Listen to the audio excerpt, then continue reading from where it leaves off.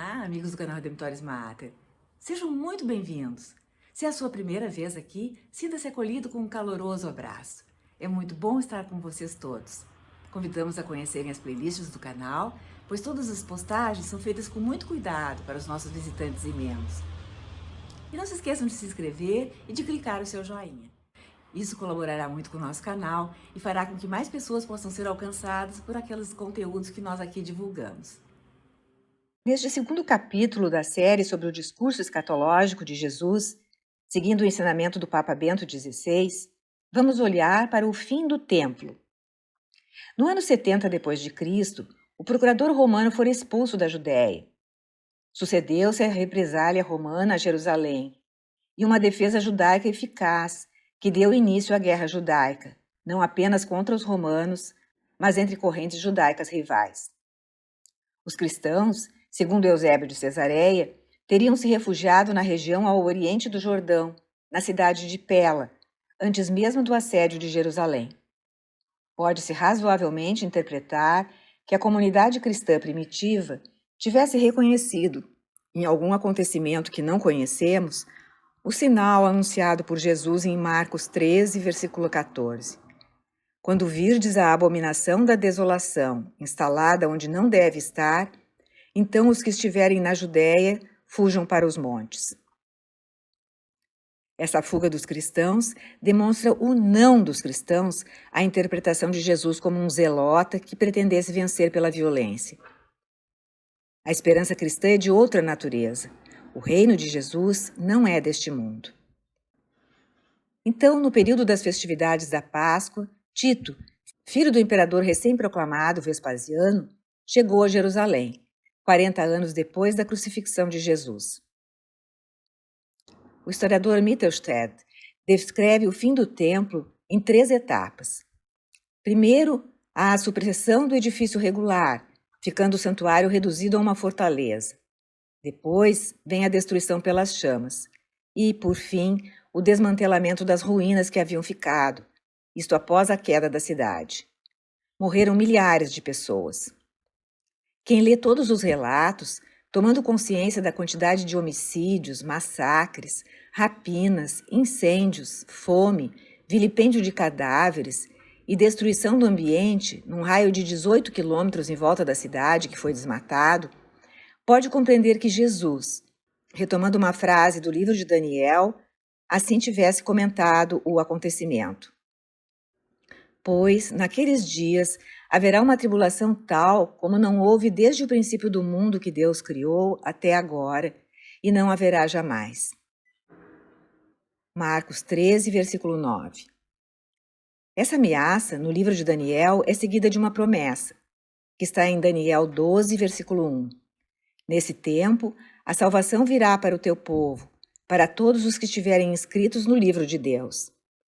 Também no discurso de Jesus, o horror não tem a última palavra, pois ele diz que os dias serão abreviados e os eleitos serão salvos. Apesar da liberdade dos maus, a história não escapa das mãos de Deus. Em todo esse drama, que é um exemplo de tantas outras tragédias na história, há um fato central para a história da salvação. No dia 5 de agosto do ano 70, por causa da carestia e da falta de material, foi preciso suspender o sacrifício diário no templo. Houvera 2 outros episódios semelhantes. Em 587 a.C., quando Nabucodonosor destruiu o templo, o fogo do sacrifício ficou extinto por aproximadamente 70 anos. E nos anos 166 a 164 a.C., sob a dominação de Antíoco IV, o templo fora profanado e o sacrifício ao único Deus substituído pelo sacrifício a Zeus.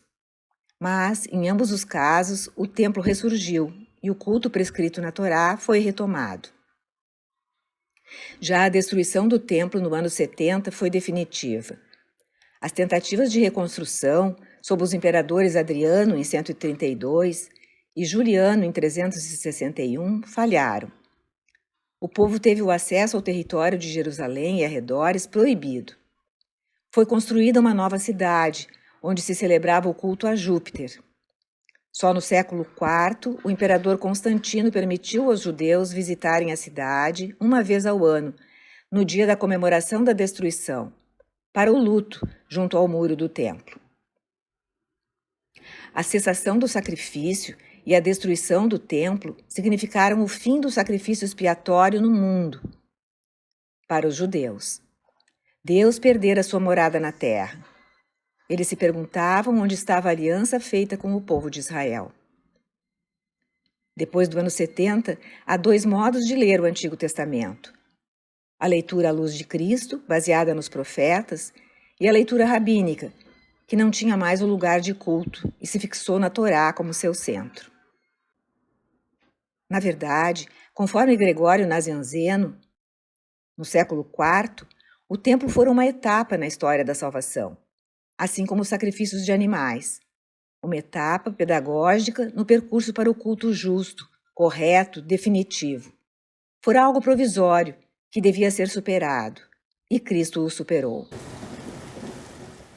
Não há dúvida de que Jesus preanunciou o fim teológico, histórico e salvífico do templo.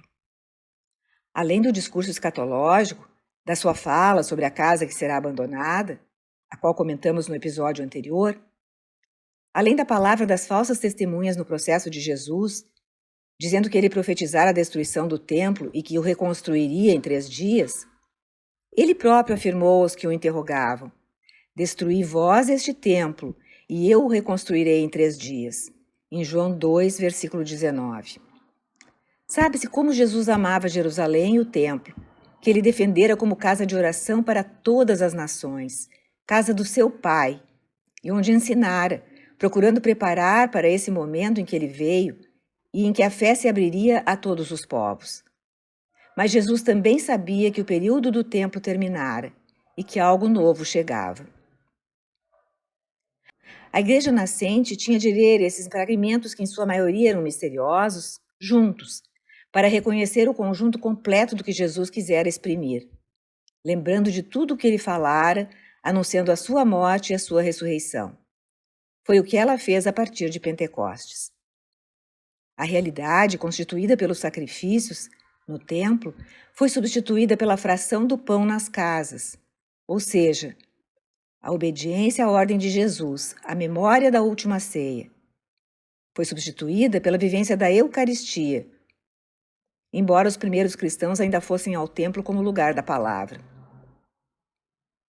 Mesmo antes de sua destruição material, portanto, o templo já chegara ao seu fim histórico salvífico, na morte e ressurreição de Jesus. E para isto, muito contribuíram Estevão e Paulo. Estevão, no seu grande discurso nos Atos dos Apóstolos, ilustra a sua nova visão da história da salvação e é lapidado. A divergência com ele se exprime claramente na exposição da acusação a ele feita no Sinédrio. Ouvimo-lo dizer que Jesus, o Nazareno, destruirá o templo e mudará os costumes que recebemos de Moisés. É o que está em Atos 6, versículo 14.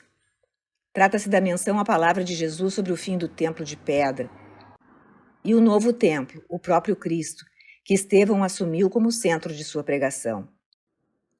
Lembrando, o Altíssimo não habita em casas construídas por mãos humanas.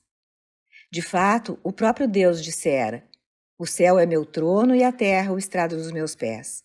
Que casa me haveis de construir, e qual será o lugar do meu repouso? Não foi a minha mão que fez todas as coisas?" Essas palavras, de Isaías 66, 1-2, Estevão repetiu, conforme o livro dos Atos, capítulo 7, versículos 49 e 50. Começou algo novo, em que se cumpre o que o velho prefigurava. A mensagem teológica de Estevão, no entanto, ficou incompleta com a sua lapidação, e coube a Paulo completá-la. Na sua pregação está a mensagem de que, na cruz de Cristo, todos os sacrifícios foram levados à perfeição. Cumpriu-se em Cristo a intenção de todos os sacrifícios: expiar pelo pecado. Jesus tomou o lugar do templo. Ele é o novo templo. O texto mais importante de Paulo está na carta aos Romanos, onde lemos: "Com efeito, todos pecaram e todos estão privados da glória de Deus, e são justificados gratuitamente por sua graça. Tal é a obra de redenção realizada em Jesus Cristo. Deus o destinou para ser, pelo seu sangue, vítima de propiciação mediante a fé. Assim, ele manifesta a sua justiça para a remissão dos pecados passados. É o capítulo 3, versículos 23b a 25. A ideia de fundo era de que o sangue do sacrifício, no qual eram absorvidos os pecados do povo, purificava ao tocar a própria divindade, representada no Antigo Testamento, no propiciatório da Arca da Aliança. Paulo aplica aqui o termo hilasterion a Jesus, o propiciatório, essa cobertura da Arca da Aliança, o lugar da presença misteriosa de Deus, que lá, no Antigo, era aspergido no dia do Yom Kippur, com o sangue do novilho imolado, cuja vida era oferecida a Deus em lugar da vida dos pecadores, merecedores da morte. Para Paulo, Jesus é essa cobertura propiciatória, o lugar da presença do Deus vivo. Jesus é a presença do Deus vivo. Nele, Deus e o homem, Deus e o mundo estão em contato. Nele se realiza aquilo que o rito do dia da expiação pretendia expressar.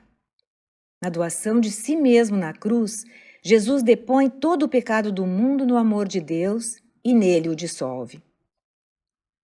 Entrar em comunhão com Cristo significa entrar no espaço da transformação e da expiação.